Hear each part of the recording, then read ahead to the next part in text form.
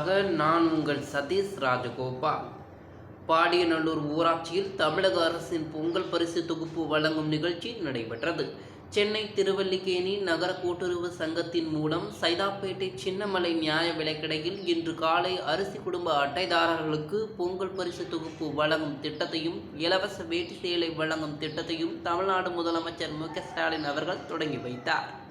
இதன் ஒரு பகுதியாக சோழவரம் ஊராட்சி ஒன்றியம் பாடியநல்லூர் ஊராட்சியில் உள்ள நியாய விலைக்கடைகளில் தமிழக அரசின் பொங்கல் பரிசு தொகுப்பு இலவச வேட்டி சேலை வழங்கும் நிகழ்ச்சி சோழவரம் தெற்கு ஒன்றிய செயலாளரும் முன்னாள் ஒன்றிய துணை பெரும் தலைவருமான மீ. கருணாகரன் தலைமையில் நடைபெற்றது. இந்நிகழ்ச்சியில் அரிசி குடும்ப அட்டைதாரர்களுக்கு பொங்கல் பரிசு தொகுப்புகளான பச்சரிசி, சர்க்கரை, கரும்பு மற்றும் இலவச வேட்டி சேலைகளை வழங்கினார். இதில் கூட்டுறவு சங்க நிர்வாகிகள், சோழவரம் ஒன்றிய திமுக நிர்வாகிகள் கலந்து கொண்டனர்.